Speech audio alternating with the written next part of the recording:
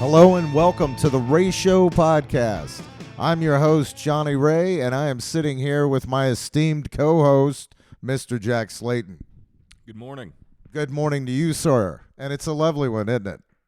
Here in beautiful downtown Athens, Georgia. And we've got a King Hell episode for you today. We've got the mighty Martin Popoff on the podcast, music journalist, author, and all-around heavy metal guru. So make sure to stay tuned for that. Just right up front, though, want to mention here in Athens, Georgia, this weekend, November 16th, at the Caledonia Lounge, the mighty Mean Queen and She He He will join forces for an awesome night of rock and roll. And they also have Night Battles and Gnaw on the bill, and that starts around 10 p.m. So if you're in the area, definitely stop on by. I'll be in the smoking section. And if you're not in the area, make sure you check out all those killer bands, especially our local favorites in Mean Queen and She He He. But on to our episode tonight, whenever the hell you're listening to this. Martin Popoff, to me, was this wonderful voice in the dark ages of metal. He put out this guide. It was actually from an earlier book called Riff Kills Man, and it became this expanded edition of reviews, and it was called The Collector's Guide to Heavy Metal. And he eventually broke that down into decades into 3 separate books, and I mean the thing is just indispensable. All the books are, and he's written so many biographies, so many just wonderful things you'll hear about, and I was just thrilled to meet him and to get him on the podcast, kind of like a brother from another mother, if you know what I mean, Jack Slayton. Sure, yeah. Well, without further ado, let us get to our interview with Martin Popoff. Johnny Ray with the Ray Show podcast, and I am thrilled to have music journalist and all-around heavy metal guru Martin Popoff on the podcast this morning. Martin is the senior editor and co-founder of Brave Words and Bloody Knuckles. He has also written over 20 books that belong on any heavy metal connoisseur's bookshelf. Welcome, Martin. Yes, thanks for having me, Johnny. It's actually over 85 books. 85 books. Well, I see my research is already crap, so we should probably just end this now.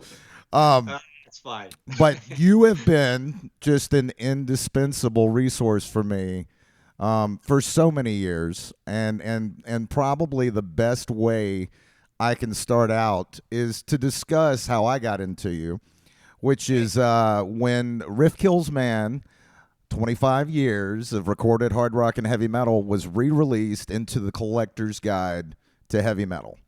And I believe that was in 97, correct? Yep. Yes. Absolutely. Oh, we're moving now.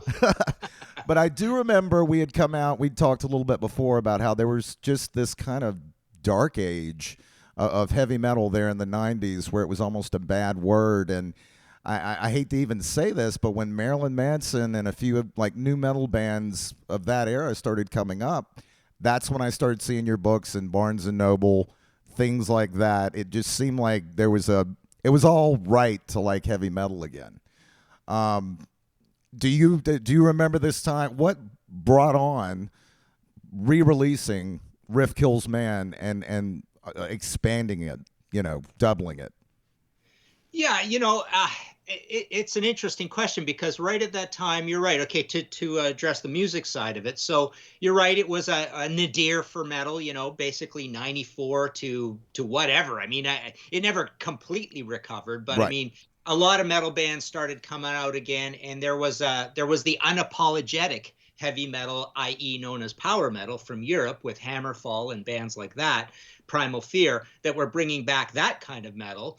There were new thrash bands coming along. Pantera carried the flame, but then there was Machine Head. So there was some excitement moving along. But yeah, at that time, you've got spooky core and industrial metal and hard alternative, and then you had new metal. So there was all this stuff going on that wasn't traditional heavy metal. Now moving over to the book side of things, and I said over 85 books. It's not over 85. It's probably somewhere between our two numbers, because I've been repurposing a lot of stuff, and what you're talking about here is a repurposing. So I probably got, I don't know, about 70 kind of books, I suppose, that are all sort of original. But that one is a repurposing. And what happened at that time, it wasn't so much had to do with heavy metal coming back. It's just there really weren't that many heavy metal books out on the market. I mean, there's tons of them now. The book industry did not die the way moving physical product died. Shipping around chunks of plastic, essentially, right? But so books, there just became more and more and more books. Every rock star has their their autobiography or biography out. But at that time, 97, there just weren't a lot of books out on heavy metal. So, it was just kind of an interesting, cool thing. And yeah, it was greatly expanded. It was rewritten. I'm still very embarrassed by the writing in both of those, because as you know, eventually that 97 book got broken into 4 decades. Oh, so there yes. was a 70s book, an 80s, a 90s, and a 2000s. And then, combined, that's, I don't know, 2000, I don't know how many pages, but it's a lot of reviews. It's about over 7,000 reviews when it got broken up. But yeah, I mean, I guess it was just a rarity that there were a lot of heavy metal books out at that time. Yeah, and I do want to discuss how you broke all these up, because I've got, each one of those, and they have been, I said at the beginning, indispensable to me. And the one I find I go back to the most is the 80s one, because it was when I was growing up, I was learning about, all these bands. And to go back and you almost hear the music with new ears when you read the exuberance in your reviews. Looking back, like, there's very few writers that could give an album a 10 and say, hey, I absolutely love this. This is amazing, and this is why you should, that kind of exuberance. Did that come now your beginnings, you grew up in Trail, British Columbia. Yeah. And from all my research, Black Sabbath, much like me, was kind of your gateway drug.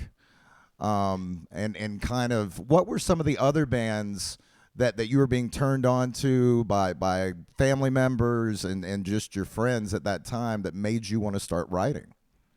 Yeah, I'd say I was about 8 or 9 years old, and then, fully aware and becoming an expert by 11, 12 sort of thing. So Sabbath, definitely, Nazareth, Deep Purple. I remember Led Zeppelin 4 very distinctly, the frenziedness of Black Dog and rock and roll. I mean, that was a very extreme sounding album. I mean, the production is so distorted and stuff all over it, right?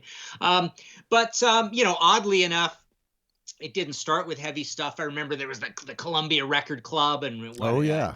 Three Dog Night double live album, and Steppenwolf Gold, and you sort of noticed heavy things on these things that made you realize that you loved heavy metal. There was no choice. You were just loving this kind of music. So Sabbath was definitely super important.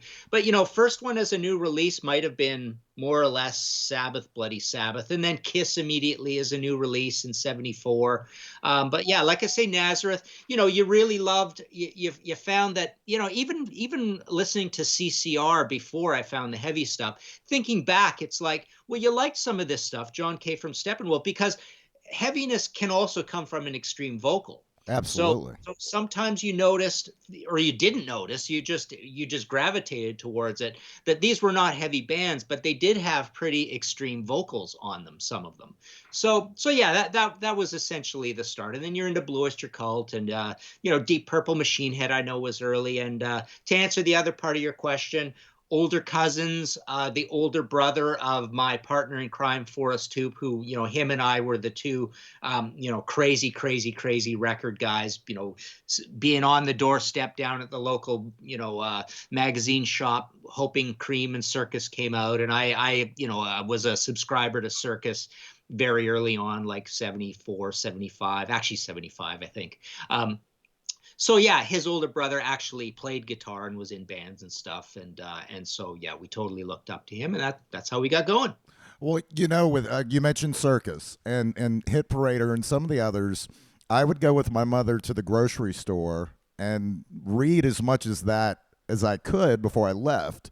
Only, buying, choosing one of them I could get from her. But going in, what was Circus like? Because in the mid 80s, it was very much, it had become basically what whoever has a record out, we're going to rehash some, interviews or whatever we already have. And some of these things, especially with Hit Parader, I've heard there was only a couple of writers on that magazine.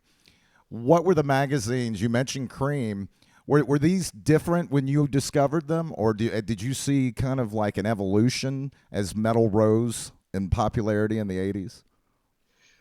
Well, yeah. So to address Circus, first of all, Circus became the huge hair metal magazine in the '80s. So, and their articles got shorter and more superficial. It was always the same bands on the covers. The covers were kind of like as they say, a dog's breakfast of colors. Like they just weren't very distinguished looking. But in the '70s, they kind of had this color theme going per issue. So every issue looked crazy distinctive.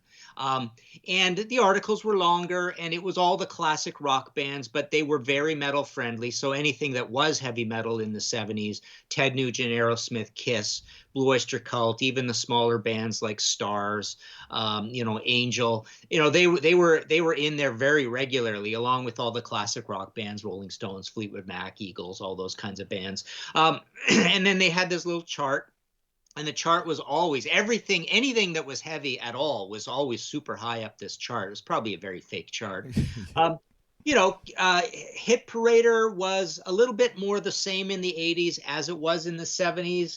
Essentially, they kept up the pretty decent journalistic standards in the '80s that they had in the '70s, and they also loved metal. In the '70s. So again, same mix of bands, and then they didn't abandon those bands when it went into the '80s. Cream, on the other hand, kind of abandoned the heavy stuff as they went into the '80s. They kind of went a little more trendier, a little more critics' darling. So it was a lot more new wavy, I would say, in the '80s than it was in the '70s. And in the '70s, we were a little young to be able to really understand what was going on because it was a little more mature writing, a little more gonzo journalism writing. So it had a lot of nonsense and stuff we didn't understand and things we didn't care about. And a lot of more of those conceptual kinds of pieces that you would see in Kerrang, where, the first half of the article is just like, oh, so we jumped in the car with these guys and we drove around and we went to the restaurant and then we saw the show. And then finally you start getting into the interview halfway through the article, right? Right, So right. there's a lot of that kind of stuff going on. So it was a little more about the writers. And kind of poking fun at every single band, but loving them at the same time. So, Circus and Hit Parader were a little more sincere. It wasn't about poking fun. It was about, here's a little bit about the new album and what's going on. So you got quite a bit more information always out of Circus and Hit Parader. So Cream kind of tried your patience all the time. Oh yeah, oh yeah, and going back to that time, the pre-internet age, when you're just starving for information on these bands that you're into. I mean, some of the stuff that I look back at Hit Parader and things like that, when I'd see a Motley Crue interview and Nikki Sixx would mention The Sweet or mention Aerosmith, I would run down to my record store and try and find those albums. Like these older records that these guys were a little bit further along than me. But going into that, what was your intention when you launched Brave Words and Bloody Knuckles, which is one of the most I mean, I still have so many issues of that here in the house, and I flip through them all the time. What was your intention with launching that magazine? Well, yeah, thanks. I mean, it's more Tim Henderson's baby, and Tim Henderson was more the launcher. Although the first issues were made on my photocopier essentially at home. Is where we started things off. But no, Tim Henderson had already been quite a renowned heavy metal journalist through Meat magazine and Drew Masters. So there was a predecessor in Toronto called Meat. M.E.A.T. that ran from about 88 to 94, and it started fizzling out. Tim Henderson ran the flagship heavy metal department in, the HMV at the busiest intersection in all of Canada in downtown Toronto, and he ran this massive heavy metal section there. So he had that going. He was a major retail mover and shaker. He wrote for these magazines. He had a falling out with Drew Masters, as a lot of people did. I love Drew. He's a great guy, but a lot of writers had fallings out with him, and it was always tough running these businesses. There was never a lot of money. So Tim basically started a little thing called Tim Bits, which was like a little news information leaflet out of HMV, which quickly morphed into Brave Words and Bloody Knuckles. We started May of 94. We went for 108 issues up until I think it was October of 2008. And it evolved along the way. He had this thing where he wanted all the stories to start on the front cover. It was just on gray paper to begin with. And then it was color, and then it was proper covers. So yeah, it evolved through the years, and we were good for 108 issues. Yeah, yeah, and I mean, it's still, I just love going back and reading those interviews, those reviews, and everything. And let's get talking back about the books that you have, the review books, before we get into some of the full length artist books you've done. Like I said, there's an exuberance to your review style, and when you take a lot of writers now, I think especially now, people are so concerned with a scoop or with putting a secret out there that nobody knows. And I think me and you are the opposite in the sense I've read you say, you care about these artists. The things that you get told doesn't necessarily mean you should spread that out to the world. So for lack of a better word, you're a good guy in that sense. And where does that sense of what instilled that in you? Was it an early meeting with a band, or? Well, I mean, I'm just a super fan. I'm just a fan of all these bands. I mean, in basically more frank terms, I suppose, is you don't want them to hate you and be mad at you. You could ask them tough questions at the end of an interview, but okay, then are you going to put those tough answers in the story? I mean, I think like everybody else, I don't want this guy to hate me. And number two, I don't want them to not, to turn down the interview next time I want to talk to them. I don't know, you don't want to get sued. There's all these things going on, right? But basically, I wouldn't spend a lot of time on that stuff anyways, because I love the art. The art is what matters to me the most. So I want to spend most of that 20 or 30 minutes or whatever it is in the interviews talking about the album, talking about the production, the album cover, the alternate title for the album, the alternate songs that didn't make the album. So I really want to talk about the art. The art to me is the most important thing. It's the thing we can all, have in our household, that little piece of art they did. We can't have the people, and we don't have their wives and mistresses and groupies with us. We don't have, all of that dirt doesn't really serve our lives in terms of making our lives better. What makes our lives better is having artworks that we appreciate and being entertained by art. So that's that side of it. You asked about the reviews. It's like the reason these books have not been reissued. I mean, Rob Godwin down the road, dear friend of mine, he says, look, you can have the rights back and do anything you want with those reviews books anytime you want, right? But I don't re-put them out again because I'm so embarrassed by them, because there's the exuberance of the fact is a lot of those reviews are written, the day the album came out, right? Right. So it's now 30 years later. A lot of those reviews are written before there was an internet, so there's all sorts of like dodgy information or vagueness or whatever, or just like probably factual wrongness all over the place. There's my opinion changes all over the place. There's all my early writing is in those reviews, so a lot of it is really awkward, crappy writing. So what I learned when I started breaking them into the decades is it was so much hard graft, taking an old review that I wrote in 1993 of a 70s album that I grew up with as a kid and redoing it even in 1997. it was such a patchwork and putting band-aids on this and that. It's like half the time I would just say, you know what? I'm just going to write this whole damn review from scratch again. This is ridiculous. It's so bad. And even in the patched up form, it took me 20 minutes to fix. I could have rewritten the thing in 20 minutes, right? Right.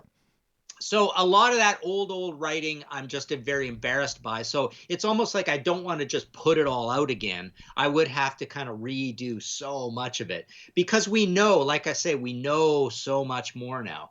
But at the other time, back to your topic of pulling punches, back then I wasn't in the industry and I didn't pull punches if I hated albums and stuff. Later, it became much more political. I like I say, I didn't want these guys to hate me, right? Right. So you do start pulling punches way down later down the line and being a little more polite in what you say about these albums. But back then I was just like a maniac. It's like, how dare, Aerosmith make a record like this? I hate them so much. Or Def Leppard, those famous 0 out of 10s for his Hysteria, which I get brought up constantly, time and time again. And a funny thing that happens with Def Leppard, my relationship with them is like, anytime, even though I'm not a massive fan of Def Leppard, I find those early albums godly, right? But later on, no. But it's like anytime Def Leppard will talk to me, I'll talk to them because I keep thinking there's going to be a day when they won't talk to me anymore, when they discover all these horrible reviews I wrote, right? So lo and behold, I've talked to Def Leppard 10 times, right? And I still wonder, neither Joe Elliott or me bring up those old reviews, but I have a feeling they know about them by now, and we're just both being like, okay, let's both get on with this, right? And you give me press on my new album, and I'm not going to give you hell for these crappy reviews and blah blah blah, right? It just feels like there's tacit understandings there along the way, and that happens with the full length books too. It's funny, no one brings them up. My last interview with Scorpions is like, I remember I asked Klaus a question, and he goes, "Wow, that's a tough one. Well, you would know better than I would. You wrote the book on us."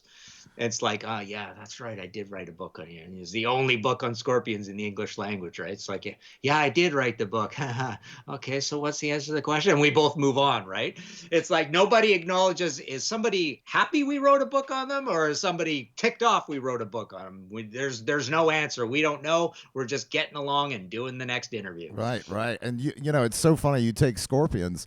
Just they've aged. That's amazing that's the only book out on them because they've just aged so gracefully and perfectly in a lot of ways. And it's just a thrill to see them out still doing what they do. Well, and I just get so ticked off. It's like a lot of people just don't read. I mean, a lot of bands could be massive fans of heavy metal and don't read. But the only book on Scorpions, the only book on Megadeth, my only book on Megadeth, besides until Dave did his, and well, both Daves did them, but and Nick Menza for that matter, I think. But anyways, at the time, the only book on Megadeth, and it's sold in the low hundreds of copies. I mean. Literally, I can do the only book on some big multi-platinum band. Ted Nugent, same thing, and it's not that they're going to sell all that many copies. Still, people don't care. It could be the only book in the English language on a massive band. No one cares. Why do you think that is?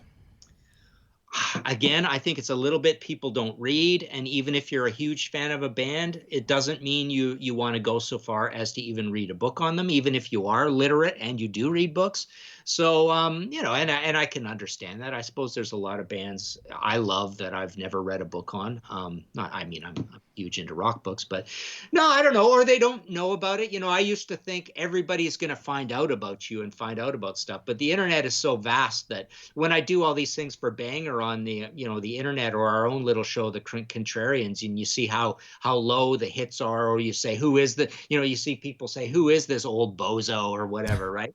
And you go, wow, that's interesting. They have no idea who I am, yet they're here. They love metal. They're here. And so sometimes, you think, well, certainly everybody eventually will find out who you are and find out what you do. But I don't think that's the case. Right. Well, not mentioning Def Leppard. Speaking of which, I saw them out in Vegas. I think it was the first night of that residency. They were amazing, and I love those early records. But like you, I kind of didn't really like the 80s, especially the later 80s stuff. But like going back to is there any reviews you look back or any thought that really like pains you when you reevaluate a record?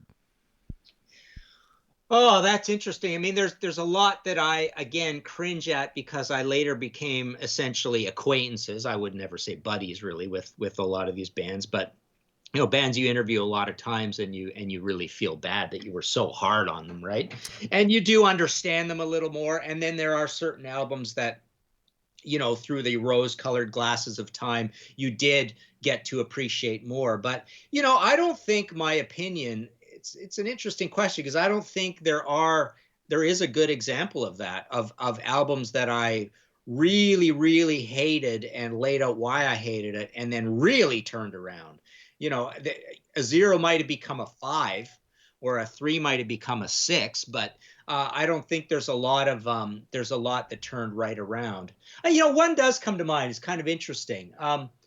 Vice, Sex and Religion. I remember I really got the review of that all wrong. Like I started mentioning grunge and how it reminded me of grunge and fit into this whole, because I probably got the album in 93 and wrote the review that week or whatever, right? Mm-hmm. Grunge is on your mind. See, that's the other thing with those things. Your mind is so polluted by what's going on in the world. I remember I think I put Green Day in the 97 book, right? Right. Green Day sounded super heavy in 97. Like that big album Dookie or whatever it's called. Yeah. It was a supercharged, heavy rocking album, right? I mean, it's pop punk now. Now we know it's pop punk, but back then it was more or less, well, this is guitar start to finish and it's energetic and I like it. And I was very exuberant about it. It was a new thing. They were just blowing up and I was caught up in the excitement of it as well. Same with grunge, but all the grunge stuff I still love to this day. I don't turn my back on any of those grunge reviews, loving all that stuff. I still think all of those albums are 8s, 9s and 10s the same way I thought back then. But it's funny seeing myself excited about Green Day Dookie as Green Day is blowing up and then seeing what they became later. And then so that's the thing. That's why I haven't put these books out again. Those reviews belong in that exact 10 minutes of time in a lot of cases. Oh yeah, yeah, and you mentioned Green Day. I agree completely. Saw them live at the time, and they were like watching a metal band play. They were real interactive with the crowd. Hell, they were even, I remember doing riffs of like Quiet Riot riffs and things like that. Shit, they had grown up on. But going back to heavy metal and kind of mentioning grunge, pretty much any record store, if you're lucky enough to have one still in your town, you don't find a grunge section, but you do find a heavy metal section now. Where do you see, you mentioned that heavy metal has really never recovered from the heyday. Where do you see it going in the future? Oh God, it's like every music genre. I mean, the big deal that happened is that there aren't UPS trucks and big 18-wheelers shipping around piles of plastic anymore, Mm-hmm. plastic and aluminum, right? So that's the big deal. So and music is free. Music's essentially free. It's totally free on YouTube and it's $10 a month on Spotify. So obviously we're in a world of merchandise. We're in a world of streaming. Nobody's making really any money off of streaming. We're in a world of concert tickets. That's the one thing they figured out is like, let's charge 5 times more for concerts than we used to. And then people still go to concerts in a big, huge way. Right. So, every genre has changed a million times. So, and the other thing that happened over time, parallel with all this, is it got easier and easier and cheaper with technology to make great sounding albums for a lot less money. So there's way more bands than there ever used to be. It just grew exponentially. Everybody or artists have that artistic instinct where, the big charge they get out of this is making art. So there's a lot of people out there in the world making art. So I don't know. Where is heavy metal going? It's super fragmented, of course. That's the other thing. So when you make tons and tons and tons of art, you have to put them in increasingly numbers of boxes. So there are basically small audiences for everything. So I always find that question kind of hard to answer. It's just such a macro thing. it's not only about heavy metal, it's about all of music, it's about all of entertainment, it's about all of art, it's about all of life. It's about music competing with video games, it's about music competing with just tapping away at social media, it's about music competing with how much time do you spend on selfies, you're taking pictures of your food, all that stuff, right?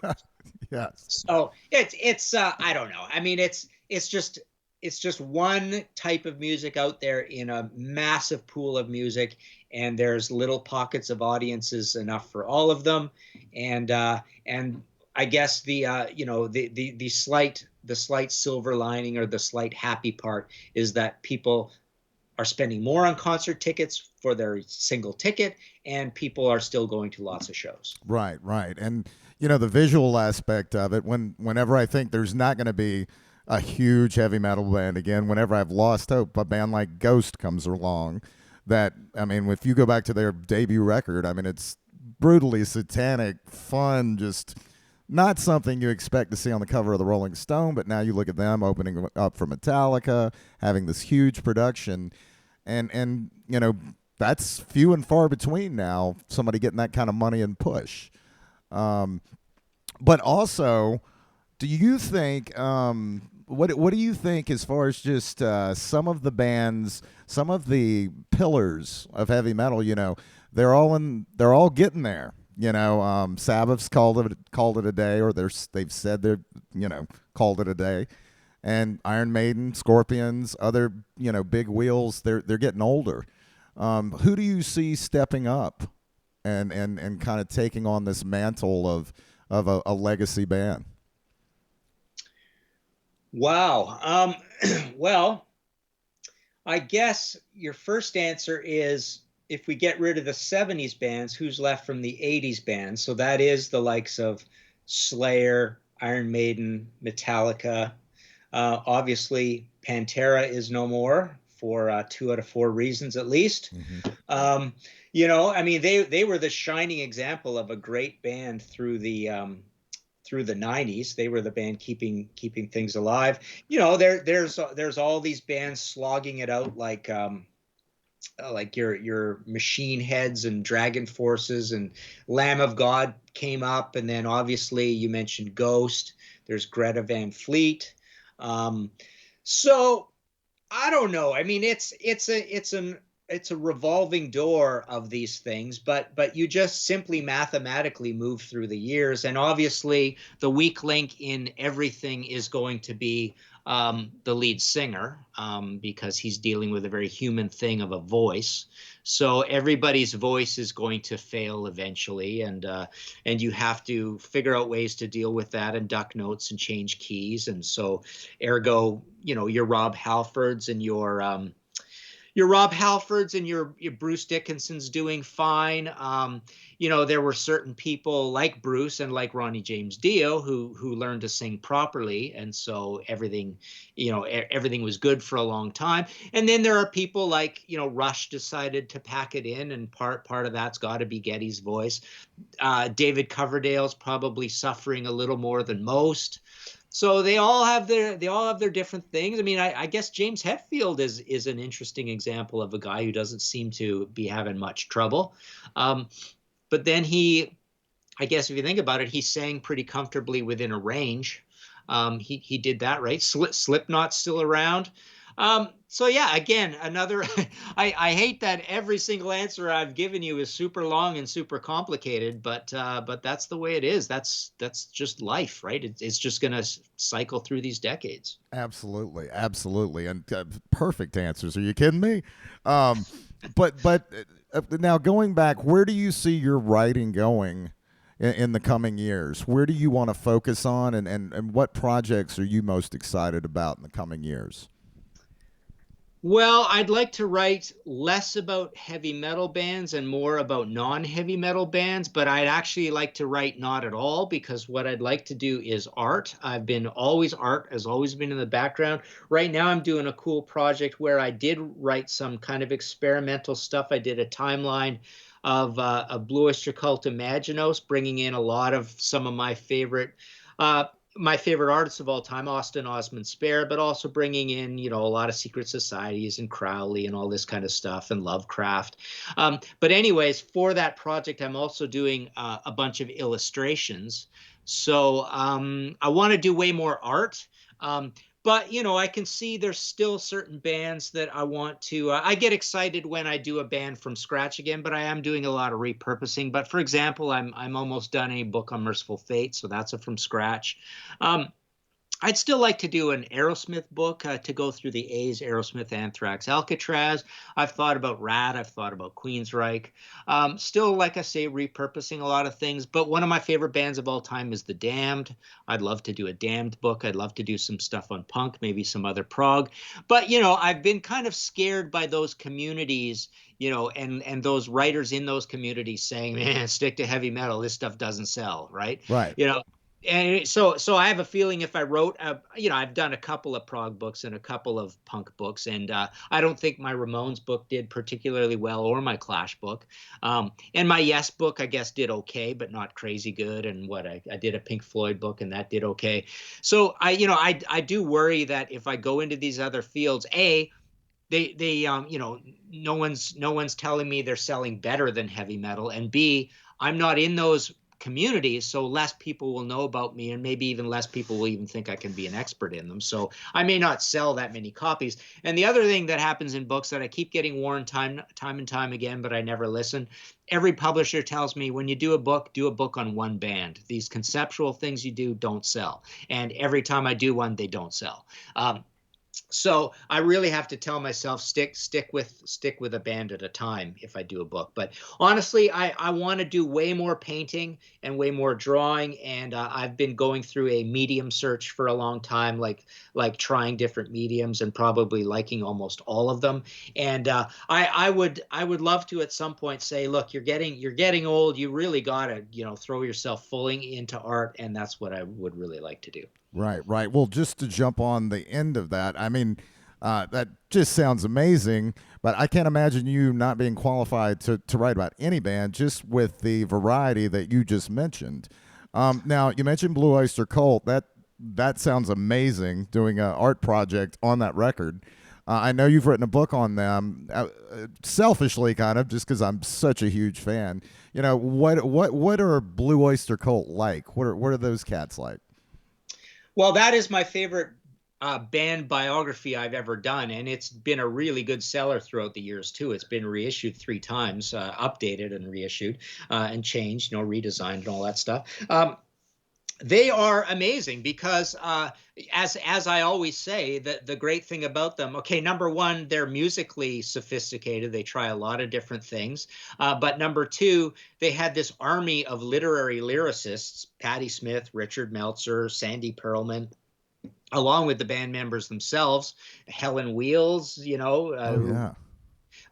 Tattoo Vampire. So their lyrics are always super interesting. There's all this biker stuff and conspiracy theory stuff and Men in Black and UFOs and secret societies and history and Lovecraft. Like, it's all mixed in, right?